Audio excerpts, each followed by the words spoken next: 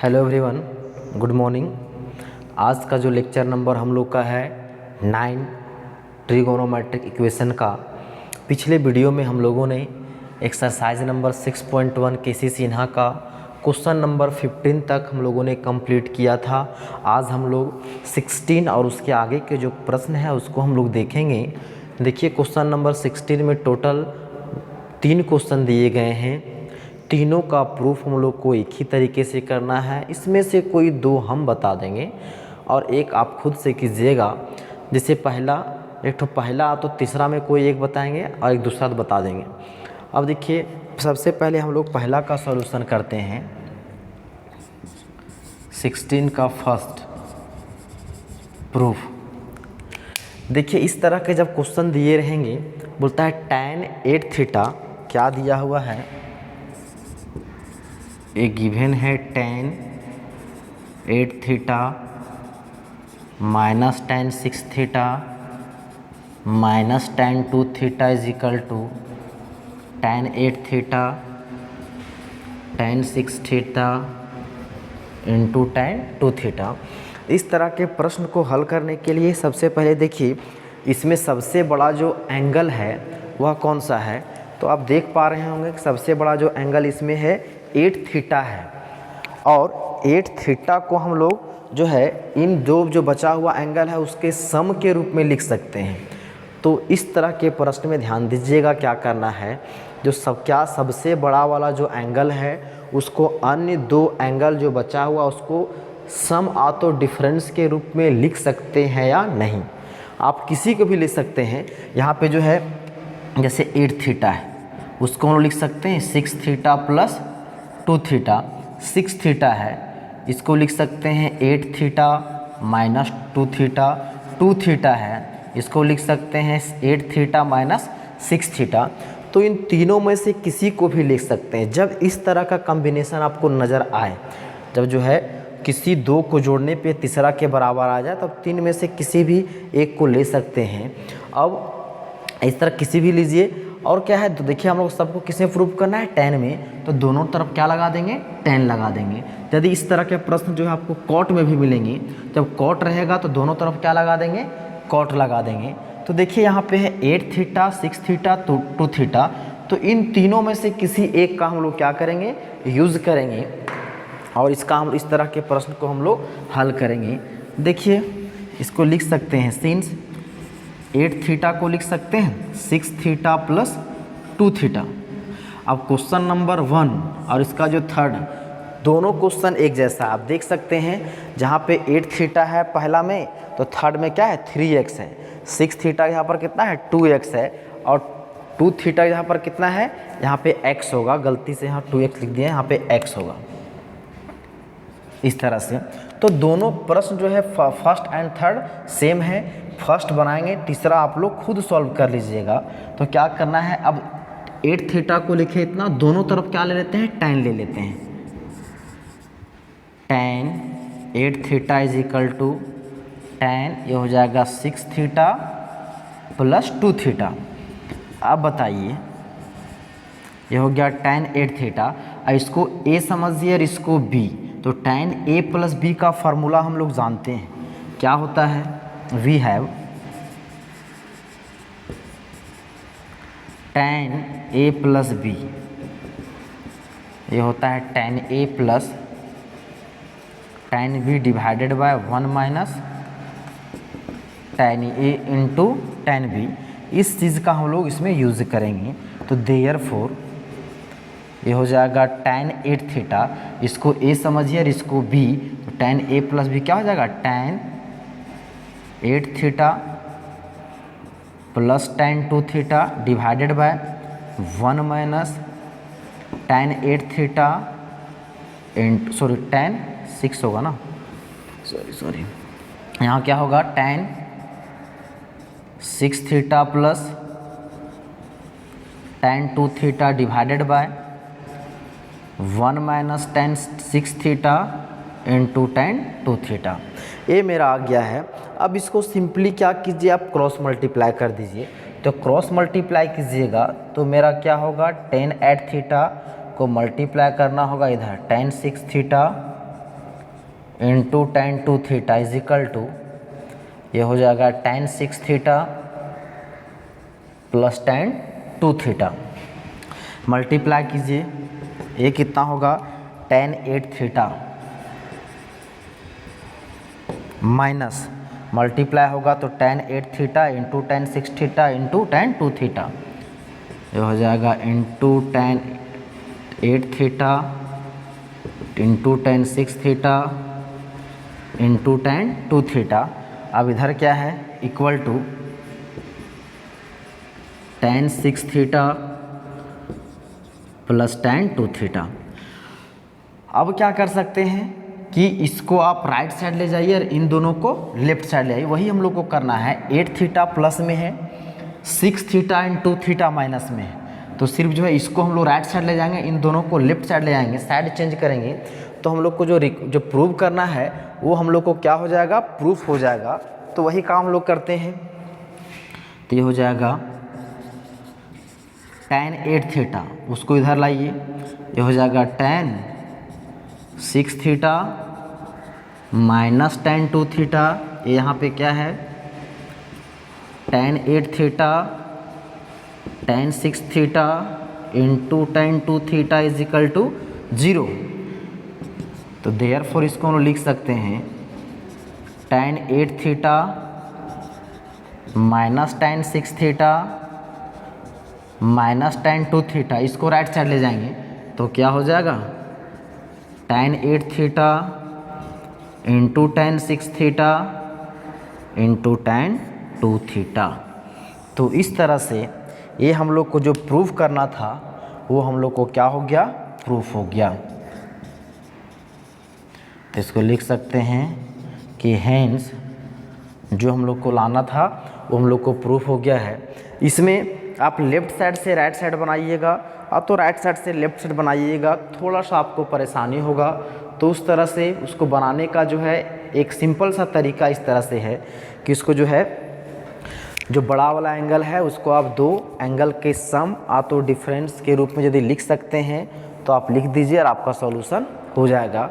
उसी तरीके से क्वेश्चन नंबर 3 है जो आप लोग से बन जाएगा सेम। इसमें क्या कीजिएगा, लिख सकते हैं 3x को 2x प्लस x, 3x यहाँ पे लिखिएगा 3x is equal to 2x plus x, दोनों तरफ tan लगा दीजिएगा, लिख सकते हैं taking tan on both side. अब जो है सॉल्व कर दीजिएगा तो उससे आपका जो है 3rd नंबर ही बन जाएगा। अब चलिए देखते हैं क्वेश्चन नंबर 2। उसी का दूसरा जो क्वेश्चन दिया गया है वो जो है थोड़ा सा उसमें आप दिमाग लगाइए, सोचिए, तो वह भी क्वेश्चन कुछ इसी तरीके से है। देखिए क्वेश्चन नंबर इसी का 2 का प्रूफ दिया हुआ क्या है, ये है tan 9 degree plus tan 36 plus tan 9 into tan 36 is equal to 1। अब यहाँ तो 3 एंगल तो पता नहीं चल रहा है, देखिए इन तीनों में 3 ठो था 8 6 2, लेकिन इसमें सिर्फ 2 ही नज़र आ रहा है 36 और 9। अब तीसरा कैसे ढूंढिएगा, लेकिन यहाँ पे एक हिंट जरूर दिया गया है, यहाँ पे 1 दिया हुआ है, यहाँ क्या दिया है 1।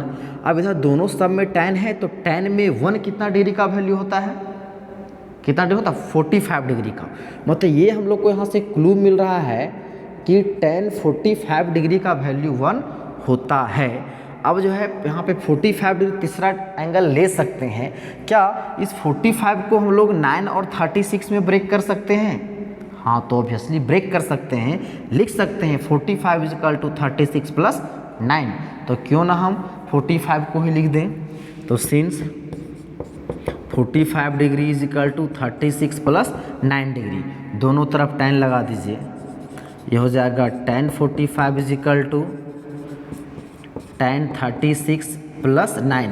हाँ एक चीज़ ध्यान दीजिएगा, इसमें जब लगाइएगा तो इस तरह नहीं लगाइएगा tan, कभी कि tan 36 प्लस tan 9 इस तरह से नहीं लगाना है, tan दोनों पे लगेगा, यहाँ पे फिर फार्मूला अप्लाई होगा। अब ये हो जाएगा। अब बताइए tan 45 का वैल्यू 1, फिर से इसको a समझिए, इसको भी tan a प्लस b, अभी पिछला जो है क्वेश्चन में देखे थे फार्मूला क्या था, tan a plus tan b divided by 1 minus tan a into tan b। Simply इसको क्रॉस मल्टीप्लाई कर दीजिए तो 1 into 1 minus tan 36 into tan 9 is equal to, ये हो जाएगा tan 36 प्लस tan 9 डिग्री। यदि मल्टीप्लाई कीजिए तो 1 माइनस, तो उसमें कोई चेंजिंग नहीं होगा, 36 into tan 9 is equal to, तो हो जाएगा 36 प्लस tan 9 डिग्री। अब जो है ये देखिए, जो हम लोग को प्रूव करना है, क्या करना है, सिर्फ जो है क्या कीजिए, इन दोनों को हम लोग क्या कर दीजिएगा, यदि हम लोग राइट साइड ले जाएं, इन दोनों को राइट साइड ले जाएं तो मेरा काम हो जाएगा। तो ये क्या हो जाएगा, यहाँ से 1 इक्वल टू, इस वाले टर्म को राइट साइड ले आते हैं तो ये मेरा कितना हो जाएगा, tan 36 plus tan 9 degree plus tan 36 into tan 9 degree. अब हम लोग को प्रूव क्या करना है, ये 1 जो है राइट साइड है, ये सारा टर्म क्या है, लेफ्ट साइड है, खाली साइड को एक्सचेंज कर देते हैं। देयरफॉर इसको लिख सकते हैं tan 36 प्लस tan 9 प्लस फिर क्या, tan 9 इंटू tan 36, ये हो जाएगा tan 9 degree into tan 36 degree is equal to 1। अब देखिए वही चीज़ हम लोग को लाना था जो अभी हम लोग को आया है, तो इस तरह से इसको लिख सकते हैं कि हेंस इसका जो सेकंड नंबर था वो भी हम लोग को क्या हो गया, प्रूफ हो गया। अब जो है बचा हुआ क्वेश्चन आगे हम लोग डिस्कस करते हैं। अब देखिए क्वेश्चन नंबर 17 में 2 क्वेश्चन दिए गए हैं, दोनों क्वेश्चन जो है एक जैसे हैं। इसका फर्स्ट में बोलता है 1 by tan 3a minus tan a minus 1 by cot 3a minus cot a is equal to, proof करना है cot 2a। एंड उसी का सेकंड में है, सिर्फ यहाँ पे क्या लगा हुआ है, दोनों में प्लस लगा हुआ है, तो क्या प्रूफ करना है, cot 4a। तो दोनों को क्वेश्चन को बनाने का तरीका सेम है, दोनों में से कोई एक क्वेश्चन हम सॉल्व करेंगे तो आप दूसरा क्वेश्चन आप बना लीजिएगा उसी तरीके से। तो चलिए जो माइनस वाला है वही बनाते हैं। ये जो है first question, proof of 1 LHS लीजिए। LHS में क्या है, 1 by tan 3a minus tan a minus 1 by cot 3a minus cot a। इसको हम लोग tan को हम लोग लिख सकते हैं sin बाय cos में, तो इसको लिखिए tan 3a को sin 3a by cos 3a minus tan a को sin a by cos a minus 1 by, उसी तरह cot को लिख सकते हैं cos 3a by sin 3a minus cot a का हो जाएगा cos a by sin a। अब यहाँ पे हम लोग क्या करेंगे, एलसीएम लेते हैं। यदि यहाँ पे एलसीएम लेंगे बच्चों तो यहाँ पे एलसीएम कितना हो जाएगा, cos 3a into cos a, ये यहाँ पे मल्टीप्लाई होगा, यहाँ पे मल्टीप्लाई होगा, तो कितना हो जाएगा sin 3a into cos a minus फिर क्या हो जाएगा cos 3a into sin a, ये यहाँ पे मल्टीप्लाई होगा तो sin 3a into cos a minus फिर cos 3a into sine a, फिर ये माइनस, ये वाला माइनस की बात कर रहे हैं, 1 बाय, फिर यहाँ पे एलसीएम लेंगे तो कितना हो जाएगा sin 3a into sine a, तो ये मल्टीप्लाई यहाँ पे होगा, ये हो जाएगा cos 3a into sine a minus sin 3a into cos a। अब ये लिखा हुआ है 1 बाय इतना, तो क्या इस टर्म को यदि लिखा हुआ है a by b by c, तो इस तरह से है, तो इसको हम ऊपर भी लिख सकते हैं, ना, इसको हम ऊपर भी ले आ सकते हैं। तो इस तरह से मेरा हो जाएगा cos 3a into cos a divided by, ये हो जाएगा sin 3a into cos a minus cos 3a into sine a minus a वाला टर्म ऊपर जाएगा तो इसको लिख सकते हैं sine 3a into sine a divided by a हो जाएगा cos 3a into sine a minus sine 3a into cos a. अब यदि यहाँ से देखिएगा तो आधा हम लोग का काम हो चुका है। गौर से देखिए, इसमें मेरा एक फार्मूला बन रहा है।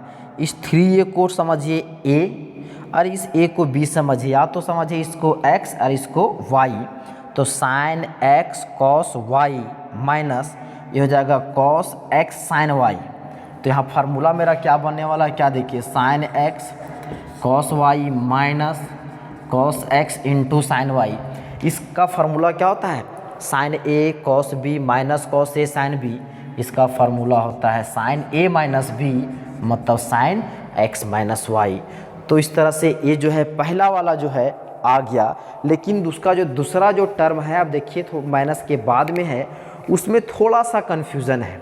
कन्फ्यूज़न क्या है, ये भी जो है साइन और कॉस का प्रोडक्ट है, मतलब फार्मूला सिर्फ साइन में जाएगा। लेकिन अंतर क्या है, देखिए बड़ा वाला जो एंगल जो यहाँ कॉस में एक क्या चीज़ है, तो ये पहले है। तो क्या करते हैं, क्या हम लोग इन दोनों इसमें से हम लोग माइनस कॉमन ले सकते हैं। यदि माइनस कॉमन लेंगे तो ये साइन 3a इंटू कॉस ये पहले हो जाएगा और ये बाद में चला जाएगा, मतलब कुछ इस वाले टर्म के अनुसार आ जाएगा। तो ये भी मेरा क्या आ जाएगा, डायरेक्ट फार्मूला में आ जाएगा। तो वही काम करते हैं, क्या करते हैं, इससे हम लोग माइनस कॉमन ले लेते हैं।